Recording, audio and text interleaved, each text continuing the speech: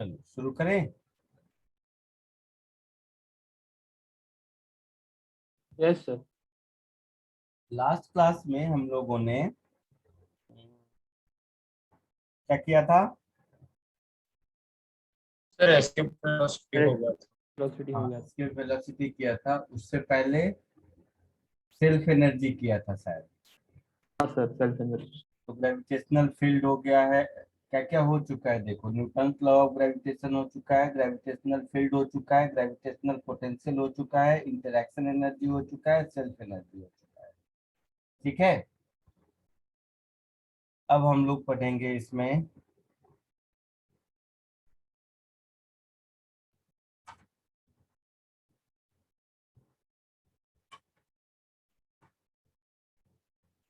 Motion of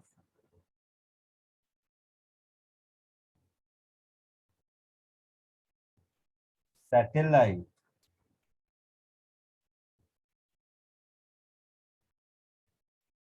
in circular orbit.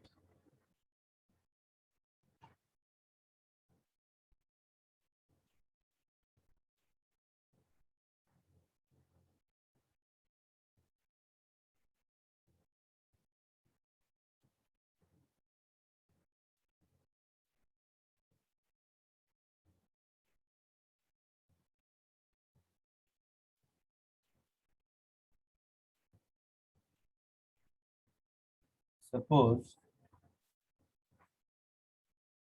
ये कोई planet centre में है और ये सैटेलाइट इसके चारों ओर आर रेडियस के सर्कुलर ऑर्बिट में घूम रहा है। ठीक है, प्लेनेट का मास mp, सैटेलाइट का मास ms और रेडियस r। अब ये प्लेनेट और सैटेलाइट के बीच का जो ग्रेविटेशनल पुल होगा, वो ग्रेविटेशनल पुल इसको रिक्वायर्ड सेंट्रीपिटल फोर्स देगा। देगा, बोलो। हाँ सर। Yes. तो g mass of satellite into mass of planet upon R square, ये हो जाएगा mass of planet into V square upon R के बराबर। हाँ सर। तो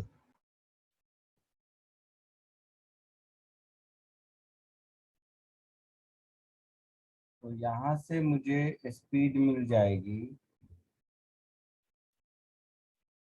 under root G mass of satellite upon R, ऐसा होगा।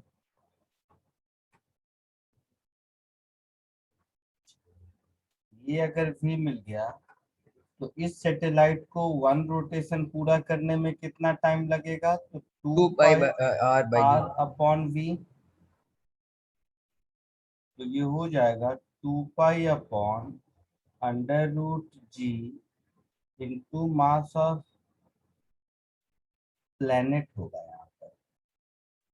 ये तो सैटेलाइट मूव कर रहा है ना, तो यहाँ पर एम एस होगा।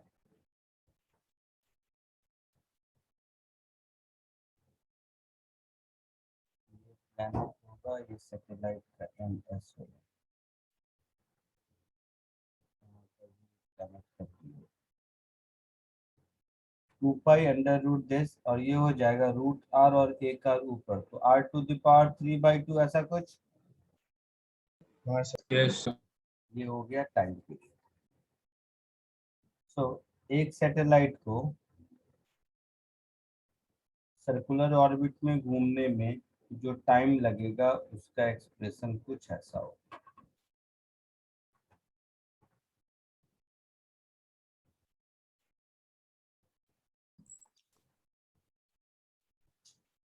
अब एनर्जी देखिए, तो इस प्लेनेट की काइनेटिक एनर्जी कितनी होगी? तो half mass of planet into V square. Sorry, फिर बार बार प्लेनेट सैटेलाइट ऐसा कुछ। तो half mass of satellite, V square को लिखोगे तो G mass of planet upon R, यही होगा शायद। हाँ सर। हाँ सर। वी का एक्सप्रेशन देखो ऐसा होगा।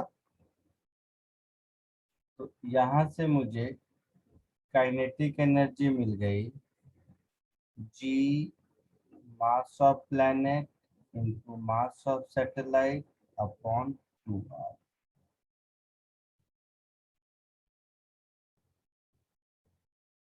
ये प्लैनेट और अर्थ सिस्टम का जो पोटेंशियल एनर्जी होगा, इंटरैक्शन एनर्जी, तो 2 पॉइंट मास सिस्टम के इंटरैक्शन एनर्जी का फॉर्मूला मालूम है।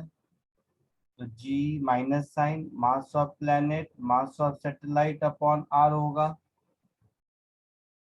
होगा। इन दोनों को ऐड कर देंगे तो टोटल एनर्जी मिलेगा।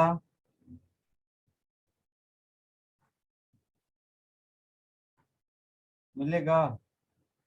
हाँ सर। तो टोटल एनर्जी दोनों को ऐड कर दो तो ये मिल जाएगा minus G mass of planet into mass of satellite upon 2r, है ना।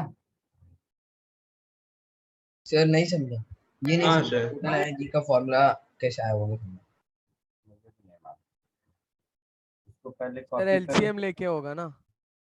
मुझे नहीं पता बेटा, इतना आता तो फिर क्या बात थी। हाँ लिखो सर। हाँ लिखते वक्त देखो, उसके बाद भी नहीं समझ आया तो देखेंगे, मैं भी कोशिश करूंगा।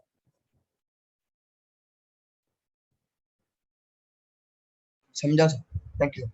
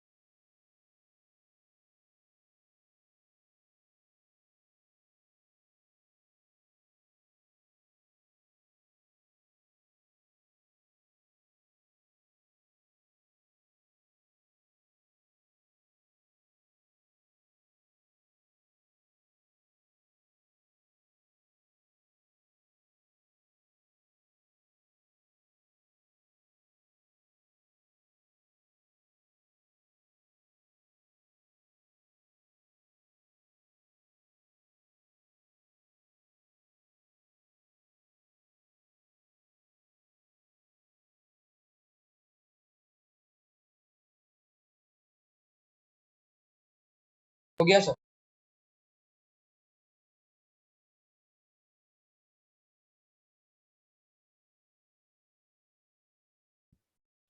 हो गया। हाँ सर। 2 minute sir.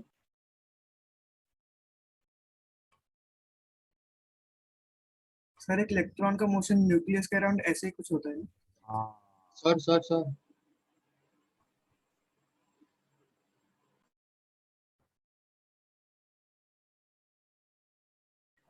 जैसे इसको चिन्ह सर लगा 1 मिनट सर।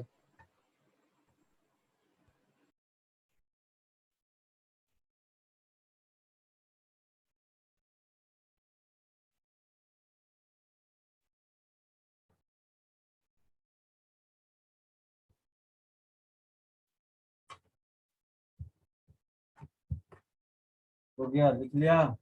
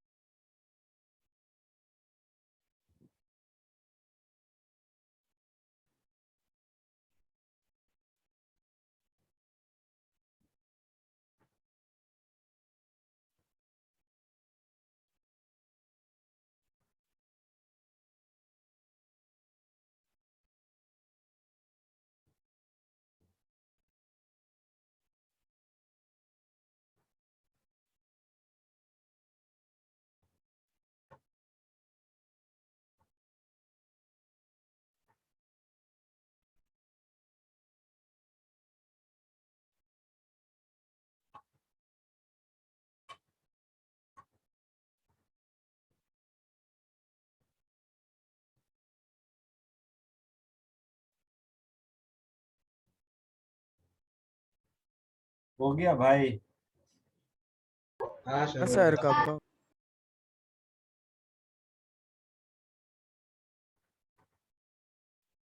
मैं ये कह रहा था, किसी बच्चे ने कहा कि motion of electron around nucleus ऐसा ही कुछ होता है। बिल्कुल सही। अगर याद होगा आप लोगों को, तो न्यूक्लियस का भी total energy is equal to minus of kinetic energy. हाँ याद सर। है? Yes sir. हाँ sir.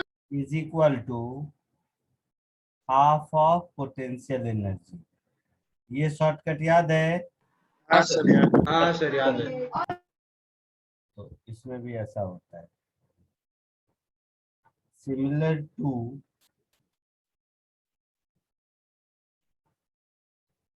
Motion of electron around,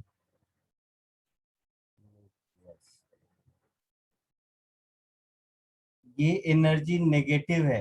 इसका क्या मतलब है? टोटल एनर्जी देखो नेगेटिव है, उसका क्या मतलब है? इलेक्ट्रॉन का भी ग्राउंड स्टेट में टोटल एनर्जी अगर याद हो तो -13.6 इलेक्ट्रॉन वोल्ट होता था। Yes sir. सर इसका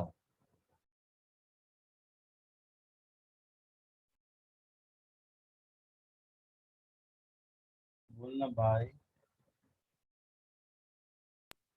क्या सर? क्या मतलब है इस बात का, क्या सिग्निफिकेंस है?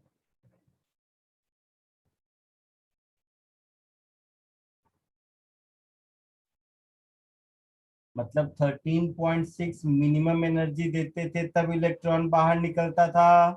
हाँ सर। ठीक वैसे ही इस सैटेलाइट को प्लैनेट के ऑर्बिट से निकालने के लिए इतनी एनर्जी देनी पड़ेगी, अदरवाइज ये इक्विलिब्रियम में घूमता रहेगा, डायनामिक इक्विलिब्रियम में। आई बात समझ में? Yes sir. हाँ सर। तो system will be in dynamic equilibrium.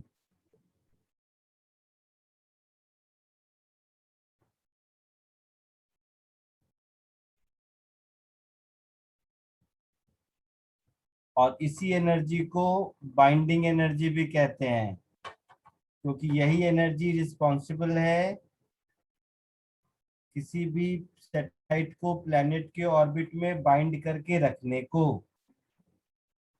है ना? हाँ sir.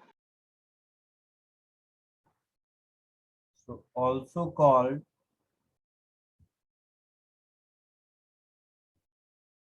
binding energy of the system.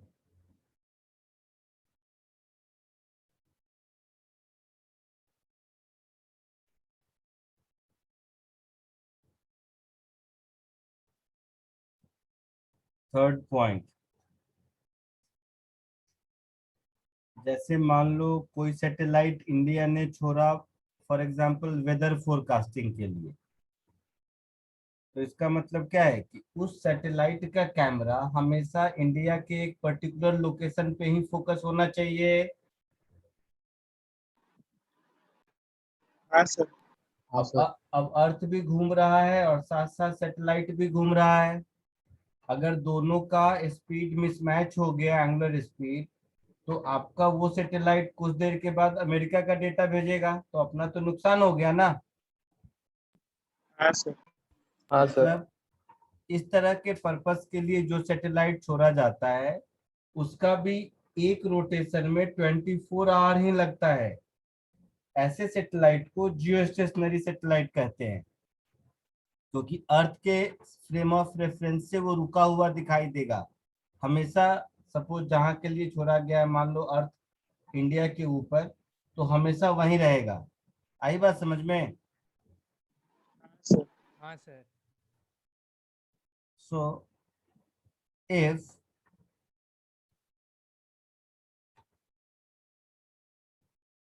angular speed of a satellite is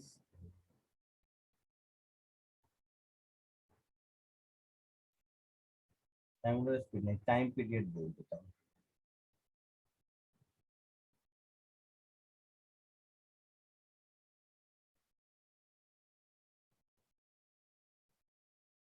If time period of a satellite is 24 hours as that of Earth,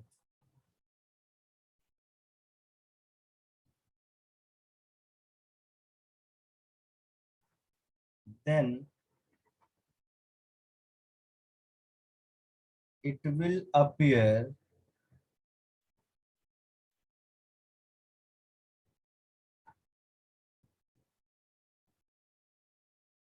stationary to Earth, known as geostationary satellite.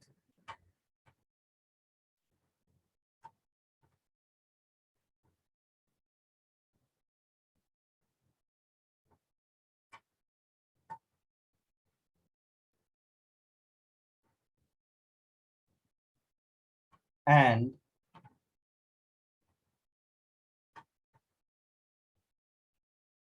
corresponding orbit is called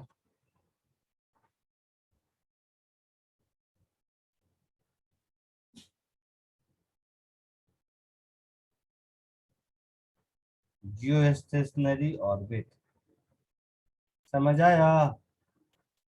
हाँ sir. हाँ sir. जल्दी से इसको copy कर लो, फिर आगे बढ़ते हैं।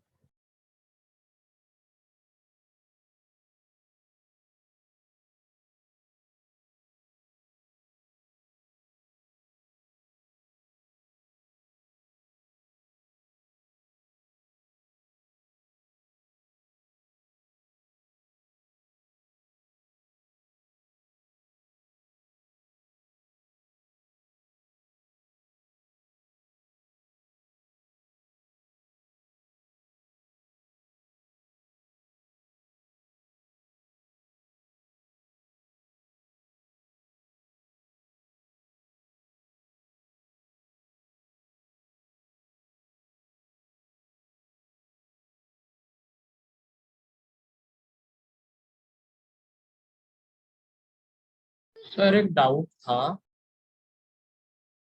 बोलो। कि अगर बहुत सारे सैटेलाइट्स घूम रहे तो उनके कोलिजन होने के भी तो चांसेस है। एक पॉइंट के अराउंड आर डिस्टेंस, कोई एक फिक्स डिस्टेंस पर जियो स्टेशनरी ऑर्बिट होगा तो इनफाइनाइट नंबर ऑफ ऑर्बिट बन सकते हैं। समझा कैसे? हाँ सर। एक पॉइंट के अराउंड आर डिस्टेंस पर तो कितना भी ऑर्बिट ना 3 डायमेंशनल प्लेन में तुम ड्रॉ कर लो। समझा कुछ? Yes sir. ऑल्सो एक ही ऑर्बिट पर इनफाइनाइट नंबर ऑफ सैटेलाइट घूम सकता है सेम स्पीड से without colliding each other. Sir वो ऑर्बिट के डिस्टेंस निकाल सकते हैं हम? बिल्कुल निकाल सकते हैं, फिक्स डिस्टेंस होता है क्योंकि टाइम पीरियड 24 आवर फिक्स कर दोगे। सपोज अर्थ का एग्जांपल लिया तो प्लैनेट का मास फिक्स है, जी फिक्स है, r⁻³ उसमें आता है तो r तो कांस्टेंट ही आएगा ना, हाँ सर, समझा। वो कांस्टेंट ही होता है।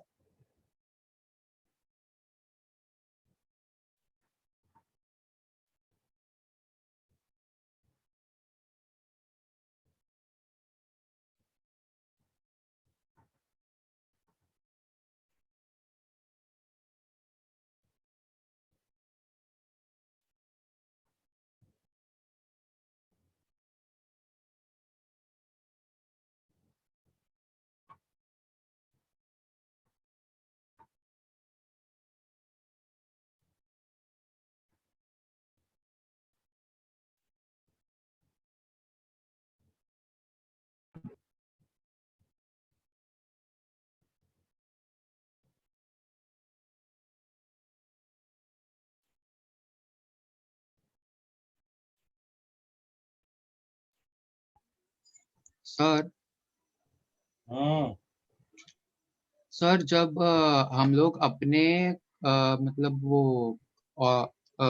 कंट्री के और मतलब ऊपर सैटेलाइट रखते हैं तो ये कैसे डिस्टिंग्विश कर पाते हैं कि जो सैटेलाइट अभी ऊपर घूम रही है वो हमारे देश की है या किसी और की?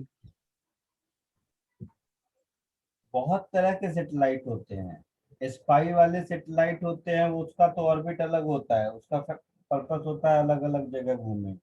टेलीकम्युनिकेशन पर्पस से जो सैटेलाइट होता है उसका पर्पस होता है कि हमेशा फिक्स ऑर्बिट में रहे। ठीक है, तो किस पर्पस के लिए सैटेलाइट छोड़ा गया है उस पर डिपेंड करता है। नहीं सर, मतलब ये मेक श्योर कैसे करेंगे कि कोई स्पाइंग वाली सैटेलाइट अभी मतलब जासूसी नहीं कर रही है? नहीं, जासूसी नहीं कर रही है उसको तुम नहीं रोक सकते। उसके लिए तो फिल्टर लगाए जाते हैं। लेकिन हाँ, तुम ये कह सकते हो कि तुम्हें कौन से ऑर्बिट में सैटेलाइट भेजना है, जिसका स्पीड कितना होना चाहिए, किस पर्टिकुलर लोकेशन पे उसका कैमरा माउंटेड होना चाहिए, उसके लिए कौन सा ऑर्बिट चाहिए, ये सब कैलकुलेट कर सकते हैं। दूसरा कोई क्या कर रहा है वो हम उससे क्या करना है हमें?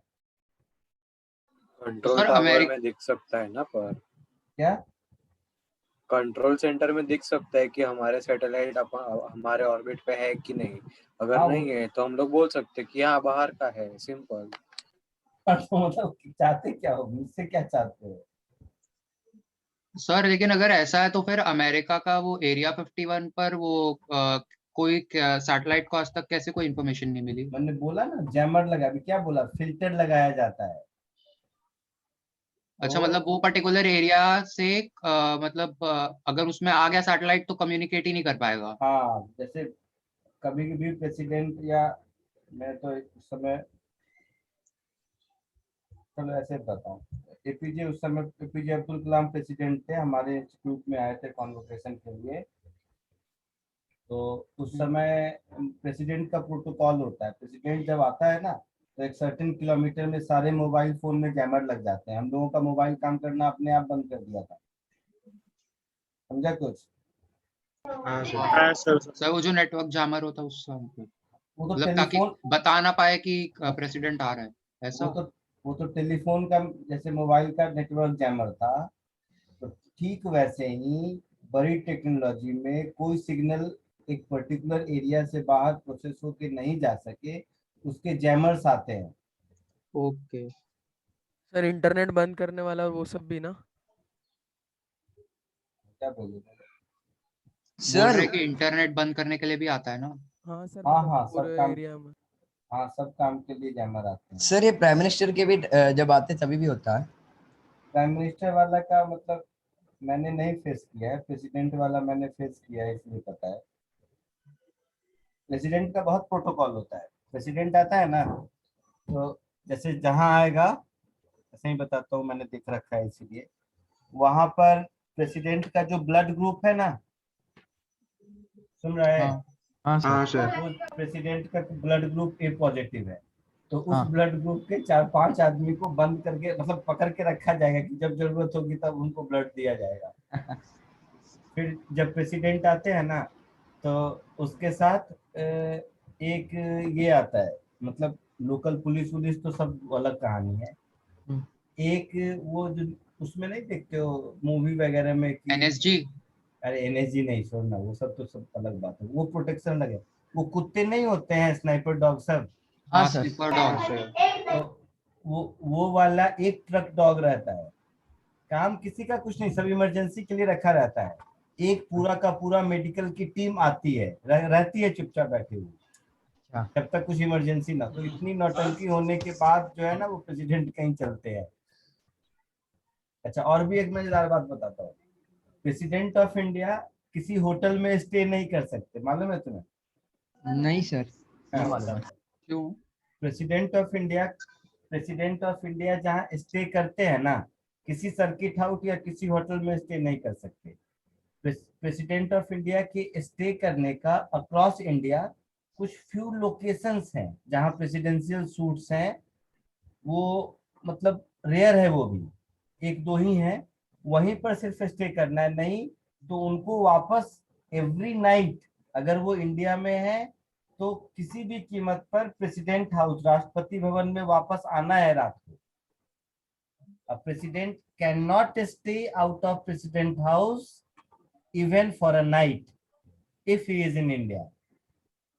सर इतनी सिक्योरिटी पीएम को क्यों नहीं मिलती है? हाँ सर, पीएम को मिलना चाहिए सर, क्योंकि तो पीएम ही क्योंकि टेक्निकली सबसे तो सारी पावर्स पीएम के हाथ में होती है। हाँ सर, वही काम बस वही करते हैं। प्रेसिडेंट को बस साइन करने का काम होता है ना, पीएम ही काम पूरा देश को चलाते हैं। ओ भाई साहब, तुम लोग अभी बहुत बहुत बहुत बच्चे हो, छोड़ दो इस बात को, आगे बढ़ते हैं।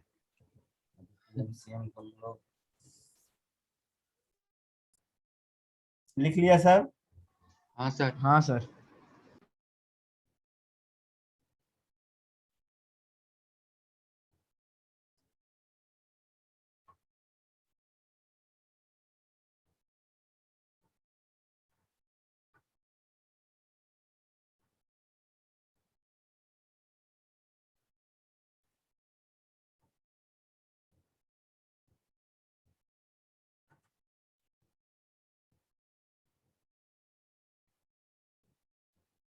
इस क्वेश्चन को कोशिश करो।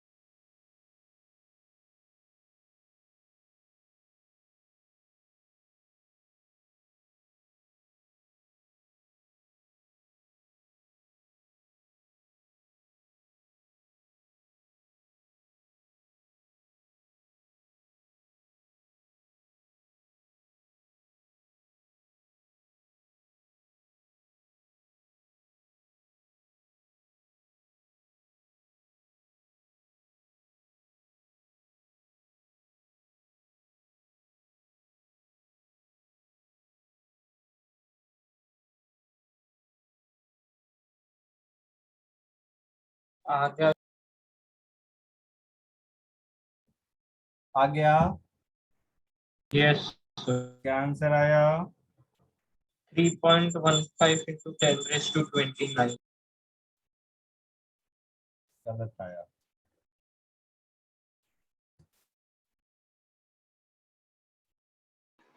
So 2.62 into 10 raised to 35. ये भी गलत आया।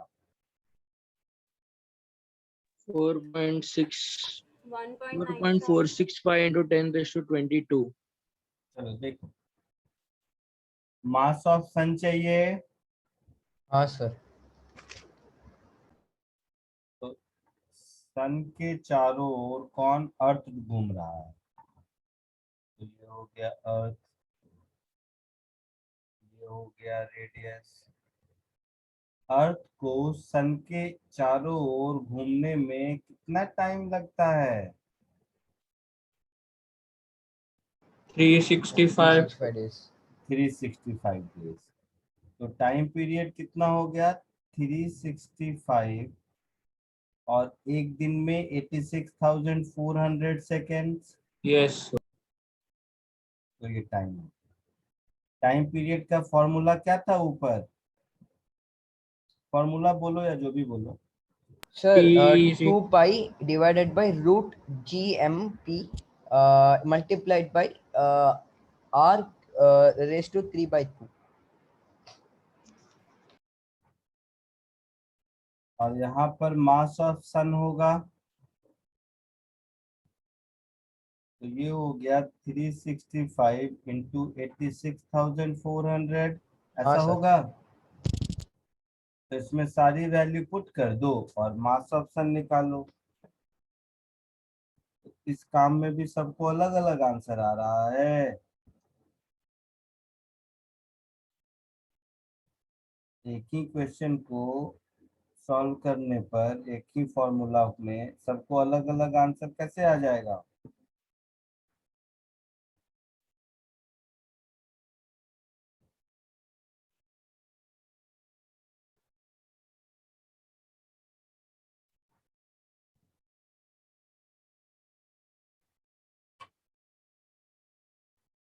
सबने यही किया है या किसी ने कुछ और भी कर दिया?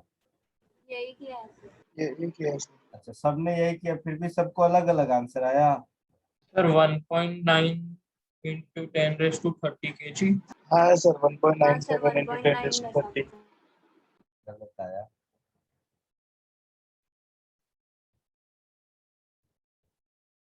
1.972 into 10 to the power 22 kg answer है।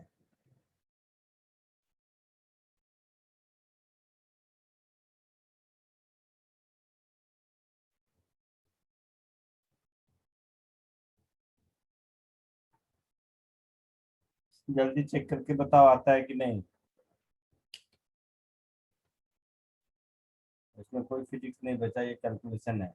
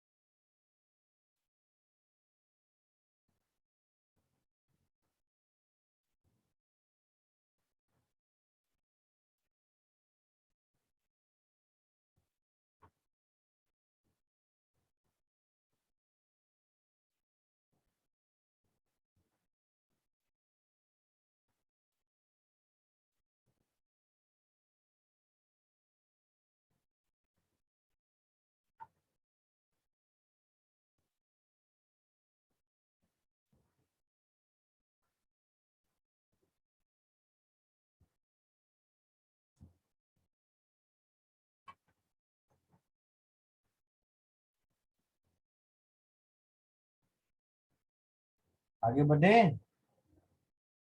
हाँ सर।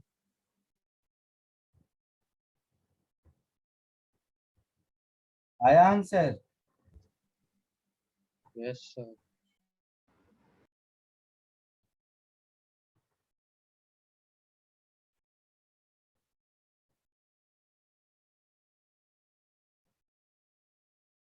ये सिंपल सा बताओ।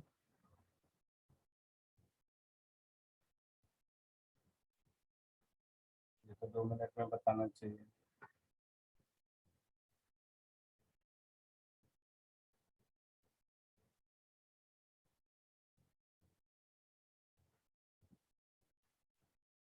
सर 182.5। क्या होगा? सर इसका आधा 182.5। गलत। 365। बिल्कुल। 365 से कम होगा ना?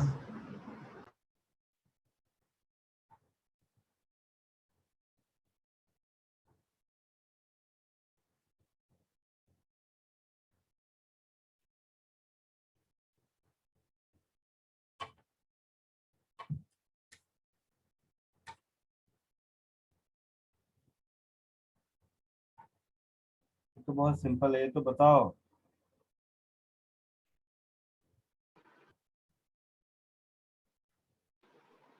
So 365 by 2 root 2. हाँ ये सही बोला। क्या होगा? 365 by 2 root 2. हाँ 365/2√2। इतना सिंपल है। अभी तो देखा था कि time period is proportional to r⁵ ऐसा था। हाँ सर। तो रेडियस हाफ हो गया, तो नया वाला टाइम पीरियड क्या हो जाएगा? पुराना वाला टाइम पीरियड अपॉन 2⁵ होगा। हाँ सर। तो 365/2√2 डेज। सब क्यों नहीं हो रहा है, मैं समझ नहीं पा रहा हूँ।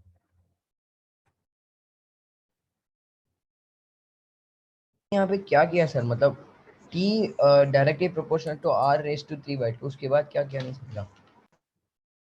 सोचो सोचो, मुझे नहीं पता।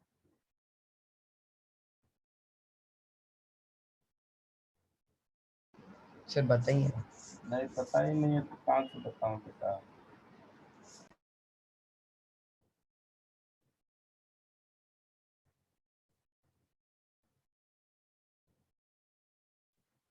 सोच के बताओ।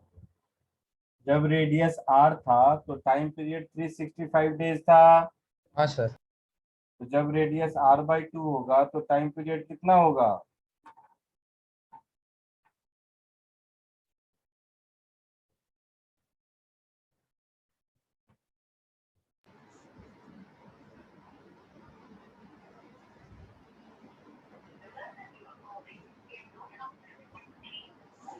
सर नहीं समझा सर। बताऊंगा ही नहीं मैं।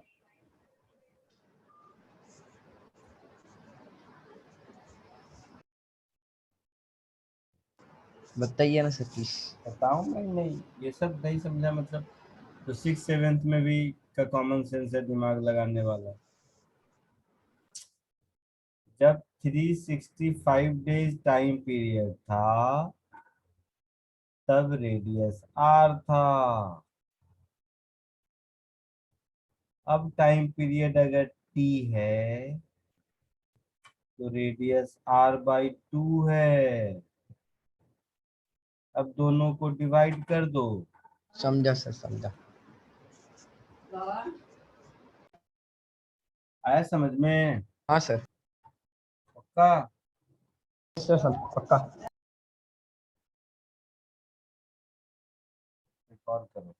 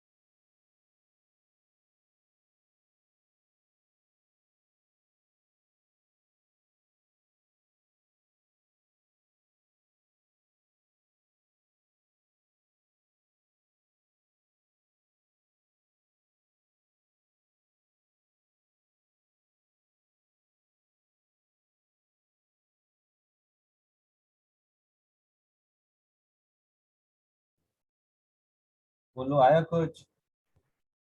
एक ही मिनट सर सॉल्व एक minute sir.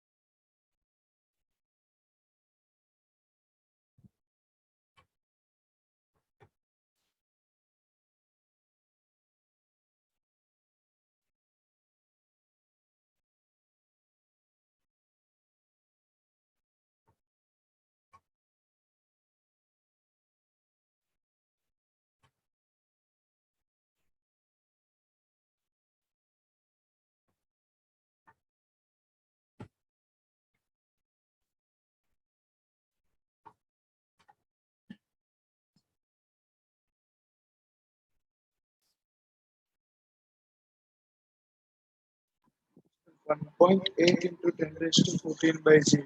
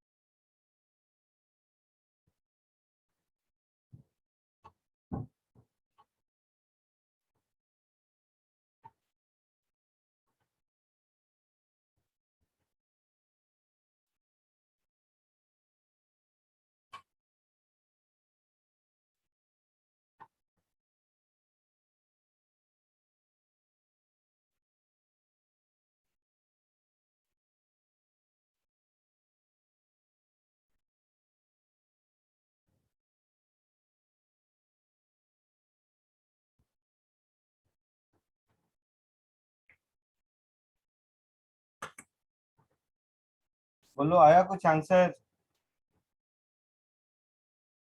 2.7 into 10 raised to 24.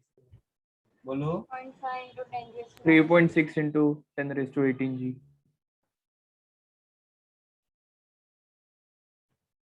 नहीं, गलत आया।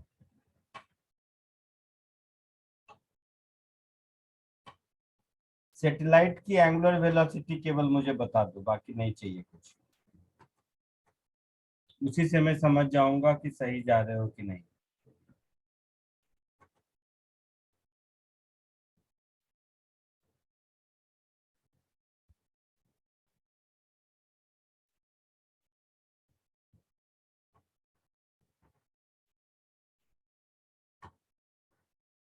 एंगुलर वेलोसिटी क्या होगी? v/r होगी। v क्या है?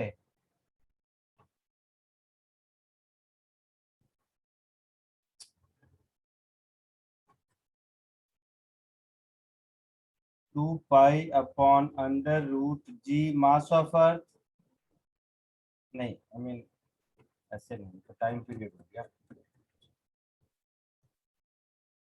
जो v का एक्सप्रेशन आपको आएगा, या मुझसे कहोगे तो मैं तो बार बार ऐसे नहीं करूंगा, मैं ऐसे कर देता हूँ। G mass of Earth, mass of satellite upon R square is equal to mass of satellite into omega square R. ऐसा लिख दूं? हाँ सर। हाँ सर। तो हाँ सर। ओमेगा हो जाएगा √G mass of earth upon radius of orbit का होल क्यूब। ठीक है, तो यहां से मुझे मास ऑफ अर्थ मिल जाएगा ओमेगा स्क्वायर रेडियस का क्यूब अपॉन जी के बराबर मिलेगा। तो रेडियस मालूम है, जी मालूम है, ओमेगा मिल जाए तो हमारा काम चलेगा। हाँ सर।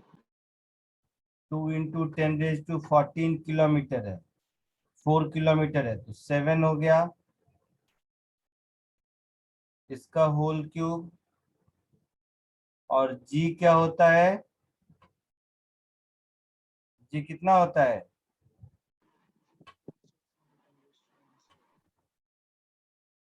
बोलो। 6.6 into 10 raised to 10 minus raised to 10⁻⁻11। 11. 11।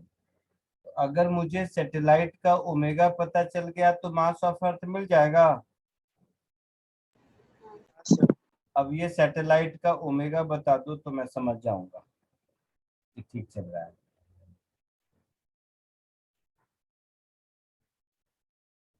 Satellite का ओमेगा सोच के बताइए।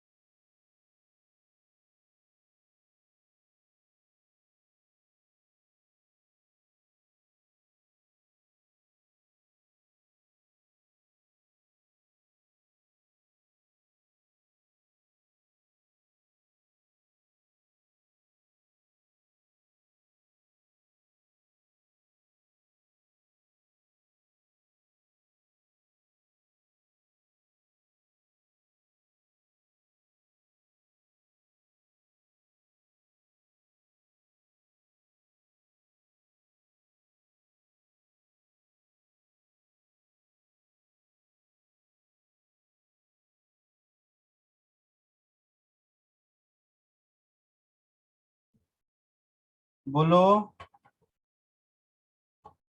सुनो, earth east to west rotate करता है या वेस्ट टू ईस्ट? पहले ये बताओ। West to east. West to east. और इसमें क्या कह रहा है कि एक सैटेलाइट वेस्ट टू ईस्ट जाता हुआ दिखाई देता है और एवरी 11.6 आवर में उस पॉइंट से गुजरता है, यही मतलब है।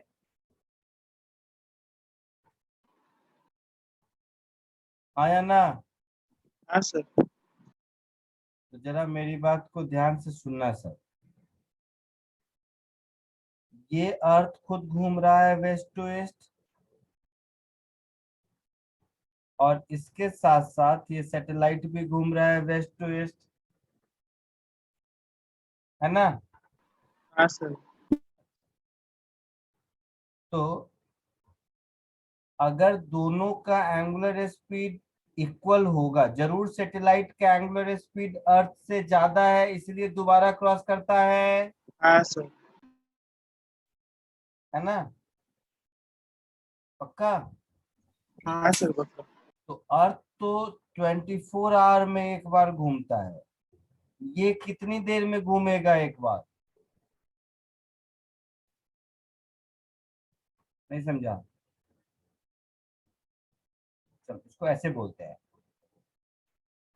Angular velocity of satellite relative to earth is equal to angular velocity of satellite minus angular velocity of earth. हाँ सर। तो यहाँ से मुझे ये मिल गया कि angular velocity of satellite is angular velocity of earth plus angular velocity of satellite relative to earth. हाँ sir. अब एंगुलर वेलोसिटी ऑफ अर्थ, तो ये तो हो जाएगा 2π/24 hours. Angular velocity of satellite relative to earth 2π/ कितना था 11.6 अपॉन 11.6 आवर्स, ऐसा होगा? हाँ सर। तो ये ओमेगा मिल गया मुझे, इसको सेकंड वेकेंड में कर लेंगे, वो बाद में। आई बात समझ में?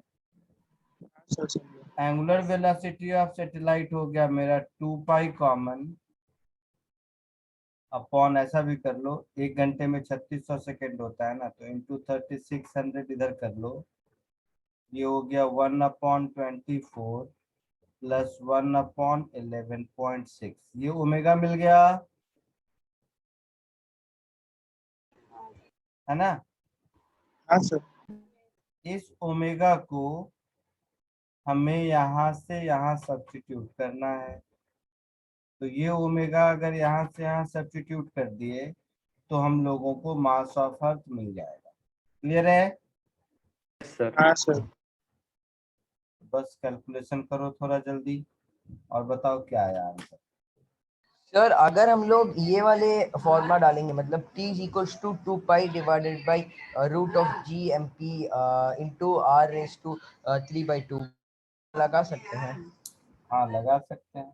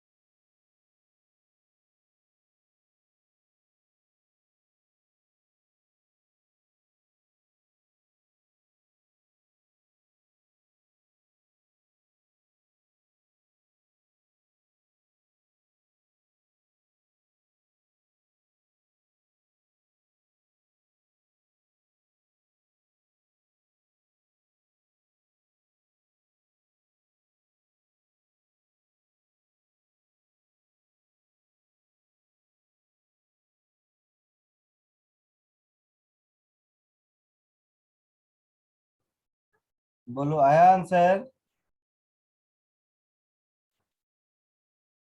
एक मिनट कैलकुलेट कर।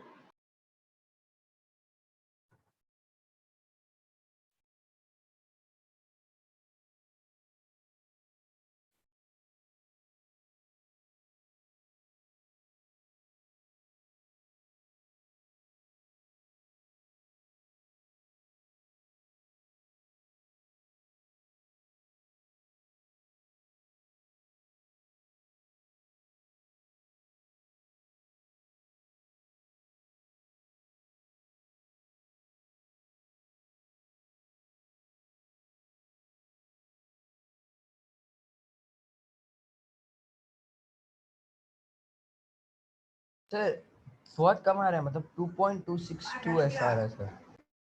गलत आ रहा है। मैंने वो वाला फॉर्मूला डाला, मतलब टी टाइम का फॉर्मूला डाला था।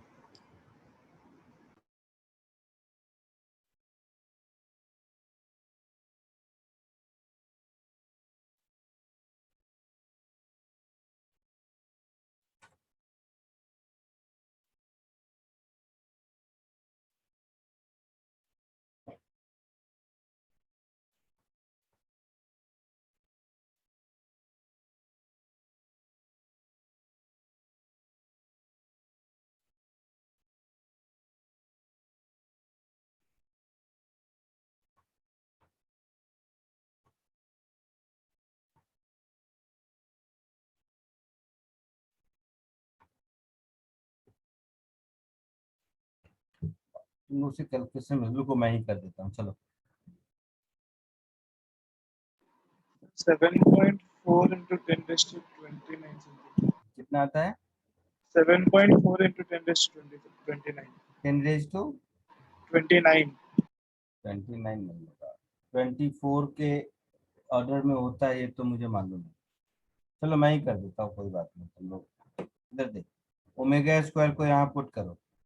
2 पाई का हो गया 4 पाई स्क्वायर, नीचे हो गया 3600 इंटू 3600,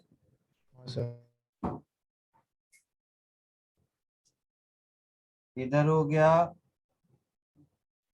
2 का क्यूब 8, 10 रेज टू 7 का 10 रेज टू 21, नीचे हो गया 6.67 इंटू 10 रेज टू -11, और साथ ही साथ इसका होल स्क्वायर। तो इसके होल स्क्वायर में अगर मैं 11.6 प्लस 24 कर दूं तो 24, 25, 25 और 10 35, 35.6 का स्क्वायर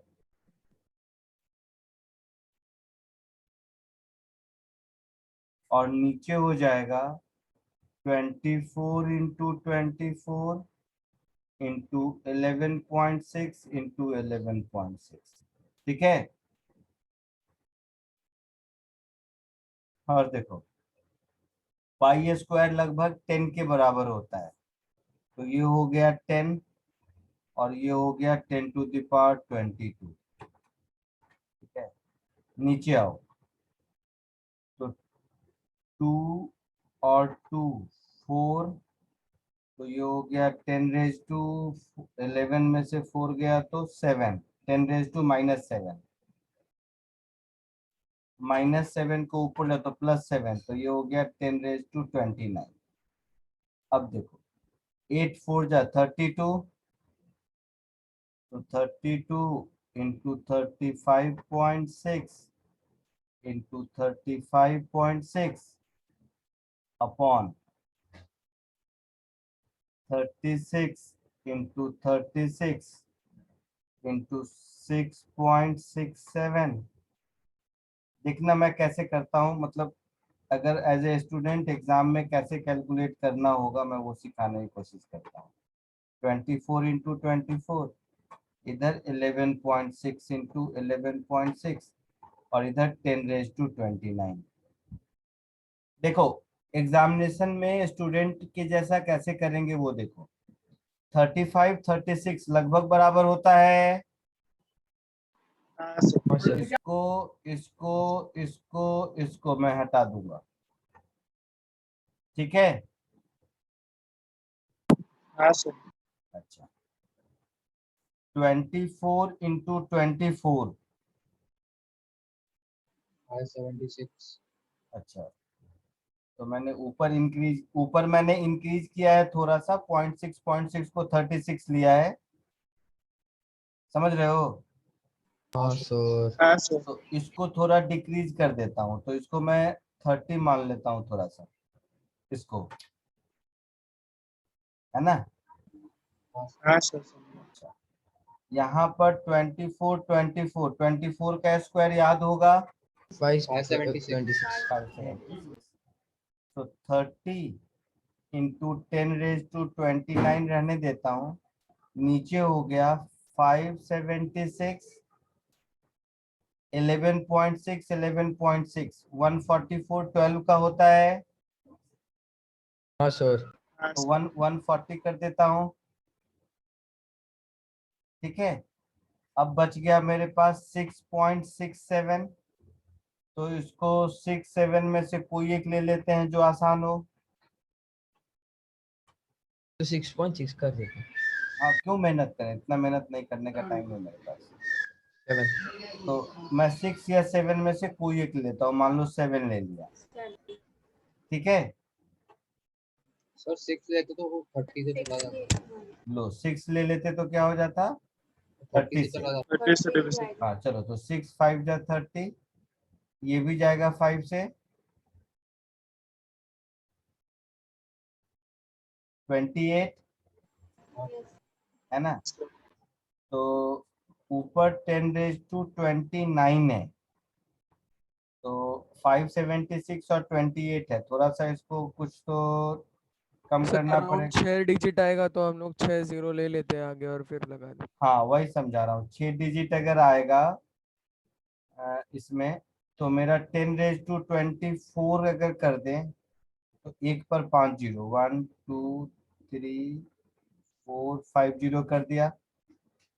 नीचे 576 इंटू 28 कर दिया, और इधर 10⁻24 कर दिया, हाँ सर। ठीक है। तो ये तो पक्का है कि यहाँ पर सिंगल डिजिट में कुछ होगा, इंटू 10⁻24 होगा, समझ रहे हो, हाँ सर। है ना। तो जब ऑप्शन रहेगा तो इतना मोर देन सफिशियंट है कि सिंगल डिजिट में और 10⁻24। वैसे आंसर अर्थ का मास मुझे तो याद है 6 इंटू 10⁻24 kg होता है। आई बात समझ में। हाँ सर। हाँ सर, वो सॉल्व करने के बाद कैलकुलेटर पे देखा तो 6.2 ही आ रहा है अराउंड, हाँ मतलब वही आएगा, कुछ नहीं आएगा।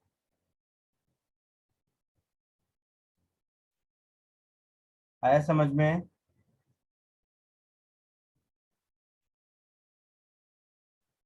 हाँ सर। सर लास्ट वाले में सन का मास क्या मिला था हम लोग को? 10⁻22 के आसपास कुछ था, तो वो तो सर कम लग रहा है मेरे को।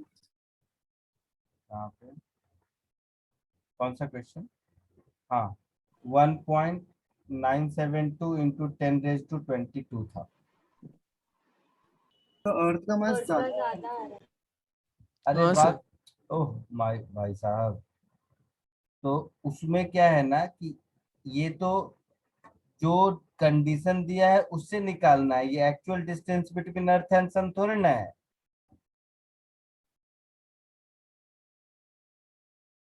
नहीं समझा, तो क्वेश्चन में जो हाँ सर, डेटा दिया है समझा। उसके हाँ हिसाब सर, से है। एक्चुअल मतलब बहुत अलग है और ये हमें जो दिया है उस हिसाब से निकाला है हमने। चल थोड़ा सोलह कीजिए ना।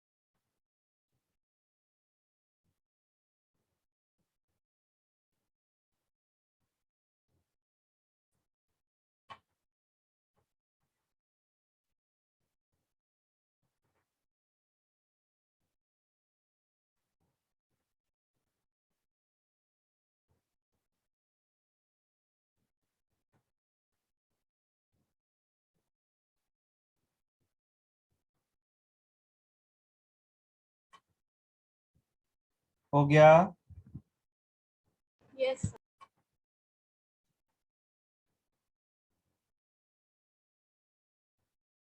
अब कुछ इजी वाले क्वेश्चन कर लो जिसमें कैलकुलेशन नहीं है और जो ऑब्जेक्टिव टाइप क्वेश्चन है जो पूछे जाते हैं उस हिसाब से।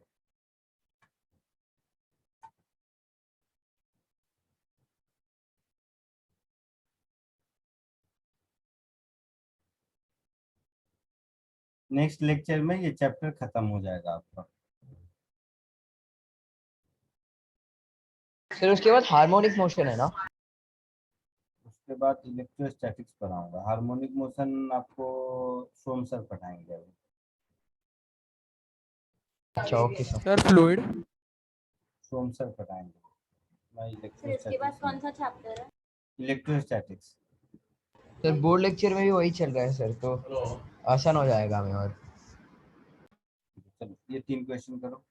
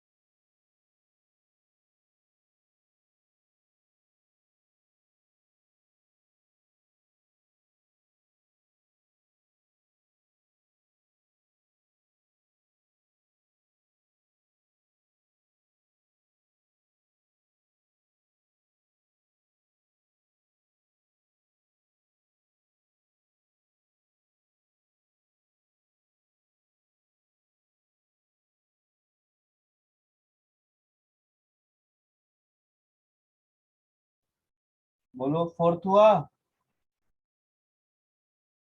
हाँ सर हो गया। क्या आया फोर्थ का? 12 आवर। Very good. उसकी स्पीड अर्थ की स्पीड बराबर होगी हाँ हाँ सर। सर। तो रिलेटिव स्पीड डबल हो जाएगा। हाँ सर। हाँ सर, ऐसे ही है। सबको समझ आया ना? यस। फिफ्थ कीजिए। यही अगर वेस्ट टू ईस्ट होता तो 24 आवर्स। अरे 24 नहीं, फिर तो कभी मिलता ही नहीं, हमेशा मिलता। 0 आंसर होता ना। हाँ हाँ सर।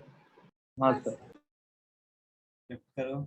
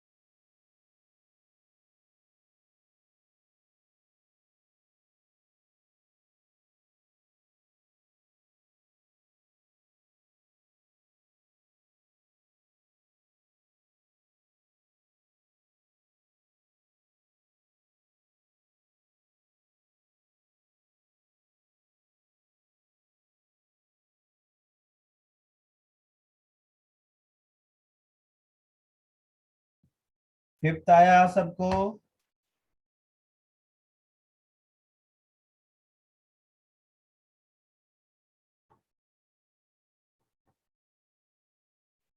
बोलो, फिफ्थ आया? सर डी है क्या? मालूम नहीं, देखते हैं। A satellite can be geostationary about orbit around the Earth at a distance r from the center. If the angular velocity of Earth about axis is double, तो इसका मतलब टाइम पीरियड आधा हो गया। हाँ सर। है ना? A satellite can now be geostationary orbit around the sun if distance from center is, तो t is proportional to r cube होता है।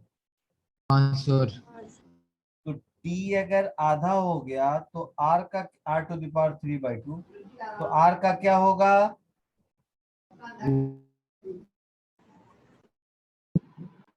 समझे कुछ? हाँ सर। यस ऐसे समझो, जब 24 था तब some constant into r to the power 3/2 था। हाँ सर। अब जब 12 है तो सम कांस्टेंट इनटू नया वाला r to the power 3/2 है, ऐसा समझो। हाँ सर। तो दोनों को डिवाइड कर दोगे तो 2 इज इक्वल टू पुराना वाला r अपॉन नया वाला r to the power 3/2। हाँ सर। तो नया वाला r इज पुराना वाला r to the power 3, sorry इसको ऐसा कर दो, 2 to the power 2/3 is equal to r upon r dash. तो r डैश क्या हो जाएगा? r upon 2 to the power 2/3, है ना? तो 2 to the power 2/3 को मैं 4 to the power 1/3 भी लिख सकता हूँ। हाँ सर। हाँ तो सी आंसर होगा।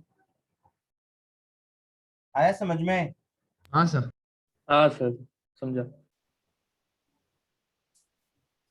6 करो।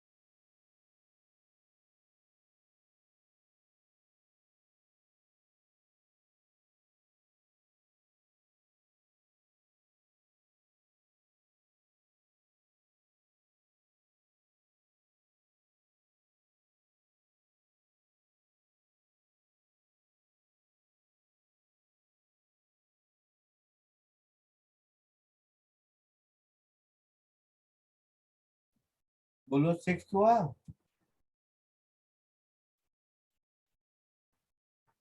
Sir option A. The orbital velocity of an artificial satellite in a circular orbit just above Earth's surface. ठीक है, देखो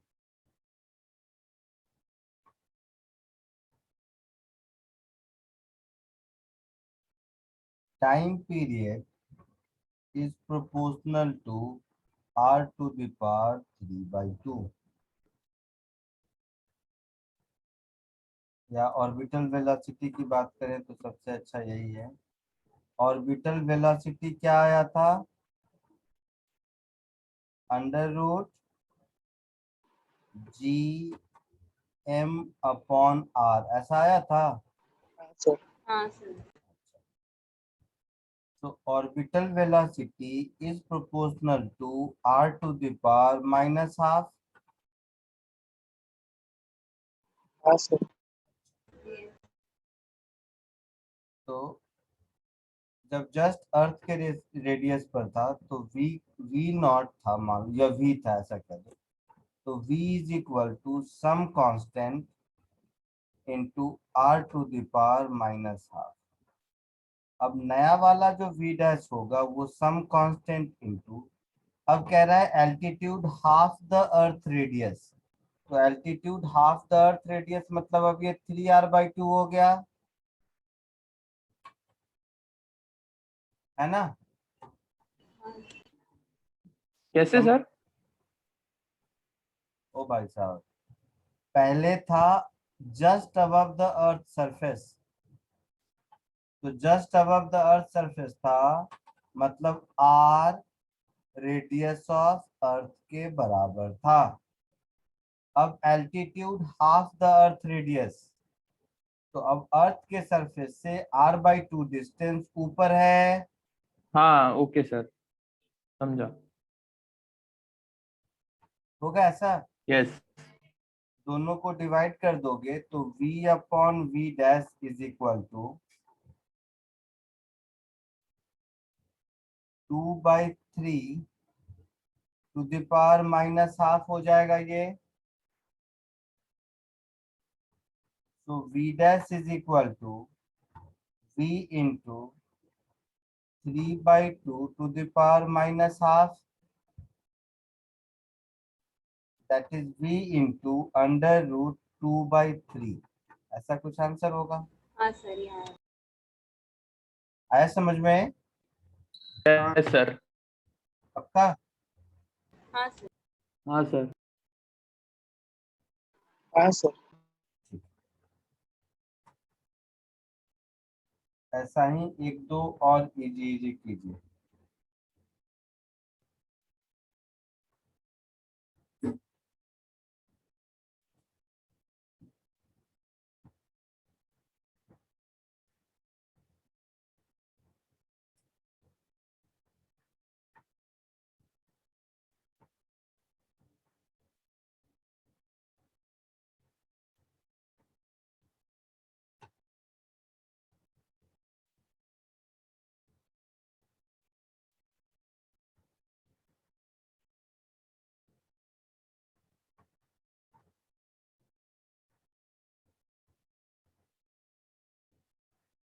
ये सब करो, इसमें कोई कैलकुलेशन नहीं है, कॉन्सेप्चुअल है, फटाफट करो।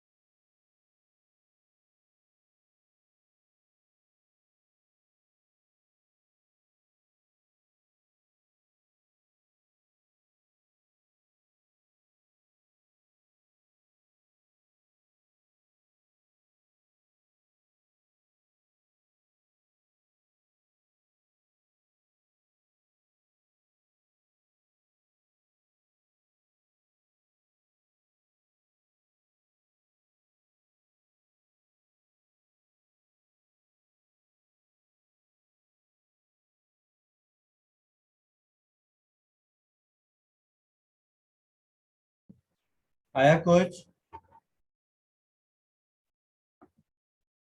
7th हुआ? हाँ सर। क्या आया आंसर? 6। पोटेंशियल एनर्जी हाँ sir. Potential energy on the surface of planet is 54 joule. तो एस्केप वेलोसिटी पूछा है ना? तो पोटेंशियल एनर्जी होता है G(m)(m)/r।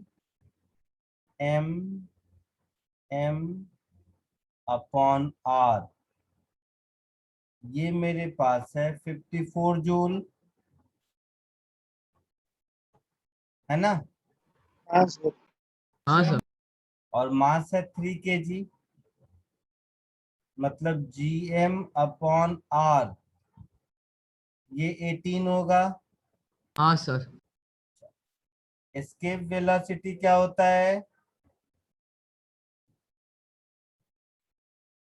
√2Gm/r होता है। सर।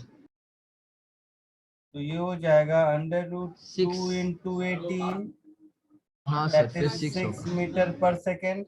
हाँ सर। सर 100। 8th बोलो।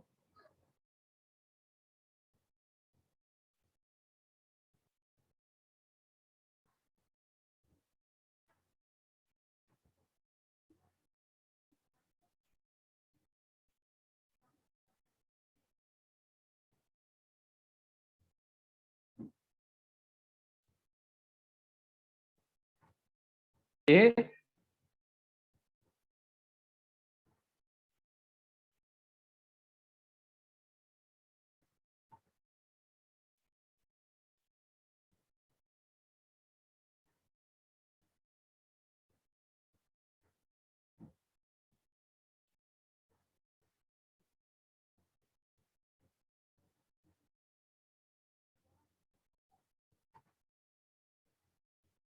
सर हाफ हो जाए हाँ कौन सर। सा? डी। 8th में। The kinetic energy of satellite orbiting around the earth is doubled. देखो काइनेटिक एनर्जी होता क्या है?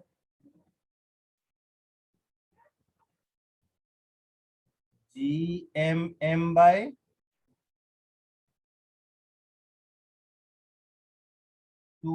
ऐसा कुछ एक्सप्रेशन आया था, है ना? तो काइनेटिक एनर्जी अगर डबल हो जाएगा तो इसका मतलब रेडियस आधा हो जाएगा, हाँ सर। है ना? 9th का बोलो।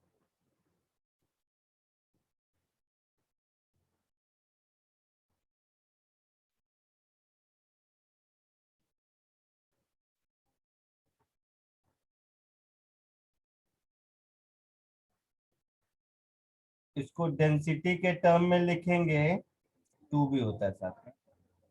तो 2g डेंसिटी ये हो जाएगा 4/3πr³ ऐसा हो जाएगा। Yes sir. तो देखोगे कि r बाहर है, बाकी सब कांस्टेंट अंदर है। हाँ सर। तो डेंसिटी अगर कांस्टेंट है तो ये पूरा टर्म कांस्टेंट हो गया। हाँ सर। तो रेडियस डबल है,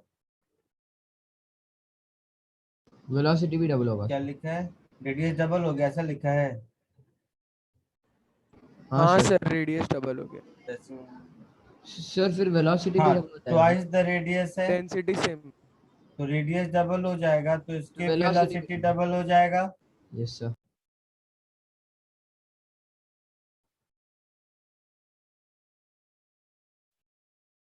टेंथ सेम क्वेश्चन है।